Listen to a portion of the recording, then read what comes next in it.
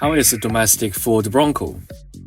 Take this. Let me use good, normal, and poor to judge its features. Watch my review and you will know if you shall buy it. It's 2024. It has a 2.3T popular engine, which ranks top 10, but I can only give it an ordinary mark. Since there are 2.7T and even more powerful engines in the series, so it deserves a 2.3T engine. Its original 4WD structure has a system of low-speed 4x magnifying front XR connected multi-plate clutch, which may completely cut off the power. Front and back sides. Its front sway bar may disconnect. The back excited speed ratio is 4.7.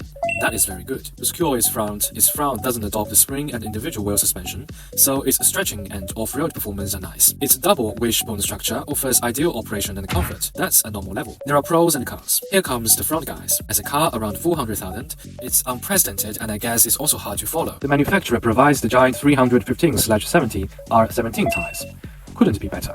But its original tire is Goodyear MT, so it's not good at front penetration resistance. On our journey, our car's tire was penetrated 4 times, so the tire is poor.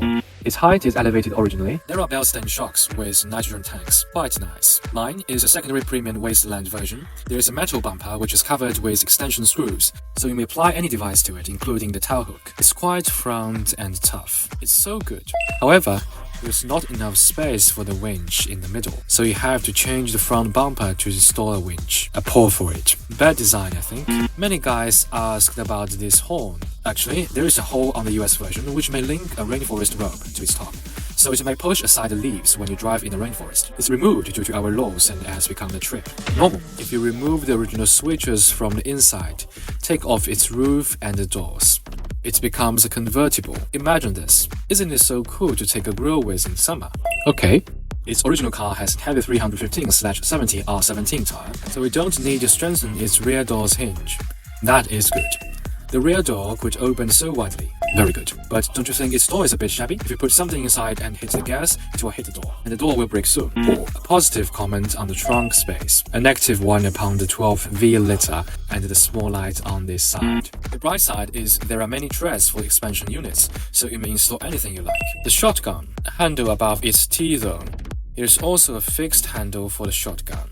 Good for it. The technical textile on it, the big screen in the middle, the workmanship is delicate. Good for it too. The seat, its back is a bit tough. Poor for it. Shouldn't make it softer. There are many outdoor expansion accessories. Check it out. A row for aux buttons. A holder for individual expansions. In its front is a USB slot. Good for it. The door can be washed with water, and its middle could drain away water. It's normal because it's not a unique function. The second row can be reclined forward to form a connected space with the trunk. But its drop is too large, so it's not so convenient to load stuff. I think it's not. The cushion isn't so comfortable. Poor. The front and back seats, the expansion grates at its back, and the hook here are all standard things on an SUV now. Normal. But the removable top, it's all felt, used for sound and noise proof. Good. For road driving, since it's about this height originally, which is adjusted to its big tires, so it's smooth to drive on roads.